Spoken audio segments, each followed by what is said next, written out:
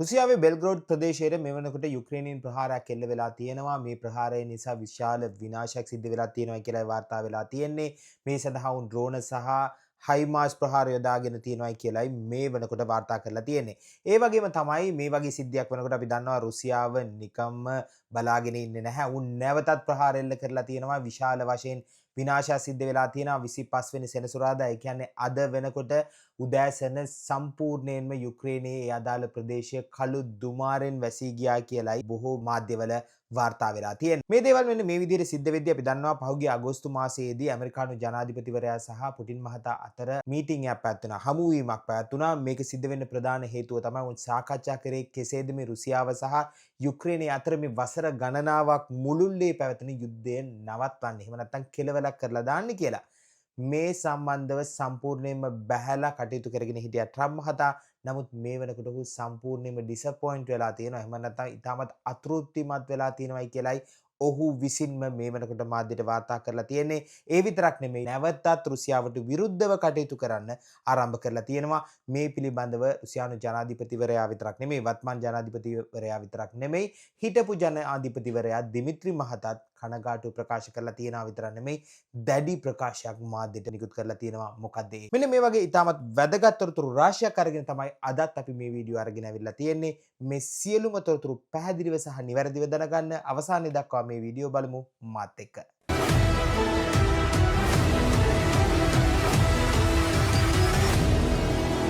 Hi අදත් මගේ යාළුවෝ සියලු දෙනා නිමල් කී YouTube channel එකට වෙල්කම් කියලා පිළිගන්නවා. ඔගොල්ලෝ තාමත් අපේ වීඩියෝස් බලන්නේ channel එක subscribe කරලා නැතුව නම් අදම channel එක subscribe කරලා bell button එක click කරලා තියාගන්න අමතක කරන්න එපා. මොකද ඔයගොල්ලන්ගේ එක subscription එකක් වුණත් මට ගොඩාක් වටිනවා කියන එක මතක තියාගන්න. ඒ වගේම තමයි මේ වීඩියෝ එක සම්පූර්ණයෙන්ම බලලා like කරලා යාළුවන්ට share කරන්නත් අමතක කරන්න එපා. පළවෙනි අප්ඩේට් එක තමයි මම කලින් ප්‍රකාශ කරපු විදිහට යුක්‍රේන ප්‍රහාරයක් මේ වෙනකොට රුසියාවට එල්ල වෙලා තියෙනවා. බෙල්ග්‍රෝඩ් ප්‍රදේශයට තමයි මේක එල්ල වෙලා තියෙන්නේ. මෙම ප්‍රදේශයේ මේයර්වරයාත් මේ තහවුරු කරලා තියෙනවා. මේ ප්‍රහාරයන් නිසාවෙන් මේ වෙනකොට එහි ජලය රඳවාගෙන සිටින විශාල ඩෑම් එකකට විනාශය සිද්ධ වෙලා තියෙනවා කියලා වාර්තා කරලා තියෙන්නේ. ඔවුන් කියන විදිහට මේ ප්‍රහාරයෙන් බොහෝ දුරට මේ ඩැමේජ් එකේ කටයුතු පළුදු වෙලා තියෙනවා සම්පූර්ණයෙන්ම.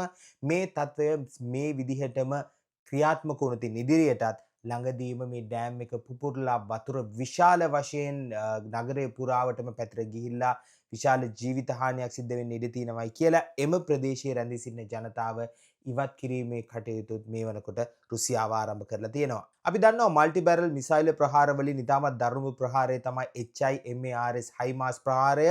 මේ ප්‍රහාරයන් තමයි මේ වෙනකොට යුක්‍රේනයේ රුසියාවේ මේ බෙල්ග්‍රෝඩ් ප්‍රදේශයට එල්ල කරලා තියෙනවායි කියලායි වාර්තා කරලා තියෙන්නේ. වෙන කවුරුත් නෙමෙයි රුසියාවේ ටෙලිග්‍රෑම් channel එක වෙන MNS මේ වෙනකොට තහවුරු කරලා තියෙනවා. මේ මෙතනින් නැවතුණාද කියලා කිව්වොත් නෑ කියන එක තමයි උත්තරේ. මේකට හේතුව තමයි රුසියානු ආරක්ෂක අමාත්‍යාංශ මාධ්‍යයන් ප්‍රකාශ කරන විදිහට පහුගිය රාත්‍රිය ඇතුළත යුක්‍රේන ඩ්‍රෝන ප්‍රහාරයන් 121ක් සිද්ධ වෙලා තියෙනවා රුසියාව තුළ. මෙයින් 7ක් සිද්ධ වෙලා තියෙනවා. එහෙම නැත්නම් මෙයින් ඩ්‍රෝන යාන 7ක් යුක්‍රේනයේ ඩ්‍රෝන යාන 7ක් ගමන් කරලා තියෙන්නේ රුසියාවේ මොස්කෝව් නගරයේ දිහාවට. අපි දන්නවා මොස්කෝව් කියන්නේ රුසියාවේ අගනුවර. හැබැයි මේ සාර්ථකව ව්‍යර්ථ කරන්න රුසියානු හමුදාවන් සමත් වෙලා තියෙනවා. මේන් අපිට තේරුම් ගන්න පුළුවන් කෙතරම් බරපතල විදිහට ප්‍රහාර එල්ල කරන්න යුක්‍රේනයේ මේ වෙනකොට ප්ලෑන් කරලා තියෙනවාද කියලා. අපි දන්නවා යුක්‍රේනයේ බොහෝ ප්‍රදේශ රුසියාව විසින් අත්පත් කරගත්තා. නැවතත් ඔවුන් යුක්‍රේනයේ ඇතුළට ගියා. යුක්‍රේන හමුදාවන් වෙන්නේ මේ විදිහට තමයි යුද්ධය තිබුණේ. නමුත් මොස්කෝව දක්වා අගනුවර දක්වා පැමිණලා ප්‍රහාර එල්ල කරන්නට දැන් යුක්‍රේනය ආරම්භ කරලා අවසන් කියන එක රුසියාව මේ වෙනකොට තේරුම් අරගෙන තියෙනවා. හැබැයි අපි දන්නවා රුසියාව කියන්නේ යුද්ධයට උපන් හපන්නු ඔවුන් නිකම්ම ප්‍රහාර එල්ල කරන්න යුද්ධ කරන්න සටන් කරන්න බලාගෙන ඉන්න ජාතියක්. හැබැයි මේ වගේ තත්ත්වයේ තේරුම් අරගෙනත් යුක්‍රේනය පෙරලා නගරයේ තුලටම කියන ඔවුන්ගේ අගනුවර තුලටම ප්‍රහාර එල්ල කරන්න උත්සාහ කරද්දී අපි දන්නවා අනිවාර්යයෙන්ම රුසියාව බලාගෙන ඉන්නේ නැහැ. ඔවුන් නැවතත් පෙරලා ප්‍රහාර එල්ල කරන්න ආරම්භ කරලා තියෙනවා. මම කලින් කියපු විදිහට 25 වෙනිදා සෙනසුරාදා අද මේ ප්‍රහාරය සඳහා වුන් යොදාගෙන තියෙන්නේ බැලිස්ටික් මිසයිල් ප්‍රහාර. ඒ විතරක්ද නැහැ. අපි දන්නවා රුසියාව භාවිතා කරනවා ඩ්‍රෝන යාන ඉරානයේ ඔවුන්ට ලබා දුන්න ශාහීද් ඩ්‍රෝන යානත් මොවුන් මේ සඳහා යොදාගෙන තියෙනවා. ශාහීද් ඩ්‍රෝන යාන ප්‍රහාර 62ක් එල්ල වුණා කියලා තහවුරු කරලා තියෙනවා යුක්‍රේන ආරක්ෂක මාධ්‍යන්. ෂාහෙද් ඩ්‍රෝන යාන ප්‍රහාර විතරක් නෙමෙයි ඉස්කන්දර් බැලිස්ටික් මිසයිල් ප්‍රහාරات උන් සිද්ධ කරලා තියෙනවා දිගින් දිගටම.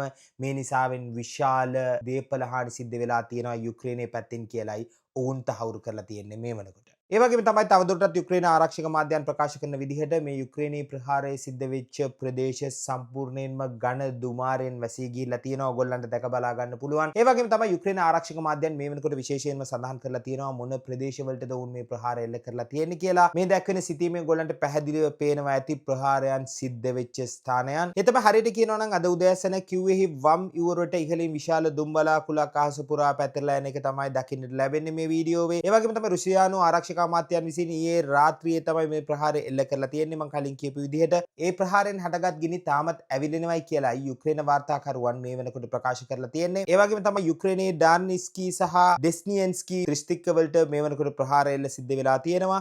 මේ ප්‍රහාරයන් උන් සිද්ධ කරලා තියෙන්නේ සාමාන්‍ය තැන්ට හෝ අහඹු ලෙස කළ ප්‍රහාරයන් විදිහට නෙවෙයි මේක පේන්න තියෙන්නේ. මම කලින් කිව්වා රුසියාව කියන්නේ යුද්ධ කරන්න බලාගෙන ඉන්න ජාතියක්. ඔවුන් නිකන් හිටපු ඒ රුසියාව උන් නැවතත් හැරවලා අරිලා තියෙනවා මේ වෙනකොට. හරියටම යුක්‍රේනයේ මේ ප්‍රහාරයන් සිද්ධ වෙලා තියෙන්නේ කුමන ස්ථානවලටද කියලා කියනවා නම් අගනුවරේ වම් මියුරට විදුලිය සපයන තාප විදුලි බලාගාරය CHP6 මෙම තාප විදුලි බලාගාරයට ප්‍රහාරය සිද්ධ වෙලා තියෙනවා. එය මේ වෙනකොට සේවයෙන් ඉවත් කරලා තියෙනවයි කියලායි වාර්තා වෙලා තියෙන්නේ. අපි දන්නවා zelensky ජනාධිපතිවරයාගේ මේ ක්‍රියාකලාපයන් නිසාවෙන් රුසියානු ප්‍රහාරයන් මෙන්න මේ විදිහට එල්ල වෙලා තියෙනවා. ඔවුන්ගේ මාධ්‍යන්ම ප්‍රකාශ කරන විදිහට නොයෙකුත් යටිතල පහසුකම් මේ වෙනකොට යුක්‍රේනයේ තුල නැවතත් බිඳ වැටෙමින් පවතින බවටයි වාර්තා වෙන්නේ. ඒ තමයි පහුගිය වසර කිහිපය මුළුල්ලේ මේ යුද්ධය ආරම්භ වෙලා මේ වසර කිහිපය මුළුල්ලේම අපි දැක බලා ගත්තා. මොකද දන්නවා අපි මේ ඉන්න රටවල් වල සීත ඍතුව කියන්නේ විශේෂයෙන්ම අපි ලක ලැහැස්ති වෙන්නට අවශ්‍ය ඍතුවක්. උණුසුම ඉතාමත් අවශ්‍යයි. ඒ සඳහා අවශ්‍ය කරන බල ශක්තිය ඉතාමත් අවශ්‍යයි. නමුත් මේ වෙනකොට මේ යටිතල පහසුකම් බිඳ වැටෙමින් සිටින නිසාවෙන් තවදුරටත් මේ යුද්ධයට මේ අවුරුද්දේ කෙසේද මුහුණ දෙන්නට යුක්‍රේනයේ සැරසෙන්නේ කියන එකයි ප්‍රශ්නාර්ථය වෙලා තියෙන්නේ. ඊළඟ අප්ඩේට් එක තමයි අපි දන්නවා මම කලින් ප්‍රකාශ කරපු විදිහට අගෝස්තු මාසයේදී අපි දැක්කා පුටින් මහතා සහ ඇමරිකානු ජනාධිපතිවරයා අතර ඇලස්කා වල හමුවීමක් පැවතුණා. මෙහිදී වුන් සාකච්ඡා කරේ කෙසේද මේ යුක්‍රේනය සහ රුසියාව අතර තියෙන මේ විවසනේ නිමාවට පත් කරන්න කියලා.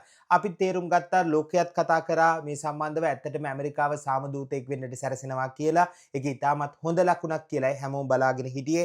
නමුත් මේ සම්පූර්ණයෙන්ම සහ මුලින්ම කඩාකප්පල් වෙලා තියෙනවා මේ වෙනකොට. මේ වෙනකොට తాවකාලිකව ට්‍රම්ප් මහතා සම්පූර්ණයෙන්ම අතහැරලා දාලා තියෙන බවටයි ඔහු මාධ්‍යට ප්‍රකාශ කරලා තියෙන්නේ. ඔහුගේ වචනෙන්ම කියනවා නම් ඔහු කියලා තියෙනවා මම ඉතාමත් බලාපොරොත්තු තියාගෙන හිටියා පුටින් මේ සම්බන්ධව මට සහයෝගය දක්වයි කියලා. නමුත් මේ රුසියාව එහෙම නැත්නම් මේ පුටින් මේ වෙනකොට දරන මතය සහ ඔහු කුමන අරමුණක් කරා යනවද කියන එක අපිට තේරුම් ගන්න බෑ. මොකද ඔහුගේ අරමුණ මේ වෙනකොට වෙනස් වෙලා තියෙනවයි කියලායි ට්‍රම්ප් මහතා මේ වෙනකොට මාධ්‍යට ප්‍රකාශ කරලා තියෙන්නේ. මේන් ඇමරිකානු ජනාධිපතිවරයා නැවතුනේ නැහැ. රුසියාවේ ඉතාමත් වැදගත් රුසියාවේ තෙල් කර්මාන්ත ශාලා දෙකකට සැන්ක්ෂන් පනවලා තියෙනවා. මේන් රුසියාව ඉතාමත් කෝපයට පත් වෙලා තියෙනවා. එහෙම නැත්නම් අතෘප්තියට පත් වෙලා තියෙනවා කියලායි පේන්න තියෙන්නේ. මේ සම්බන්ධව රුසියානු ජනාධිපතිවරයාගෙන් විමසනකොට ඔහු ප්‍රකාශ කරලා තියෙනවා ඇත්තටම ට්‍රම්ප්ගේ මේ ක්‍රියාකලාපය මම පිටු දකිනවා.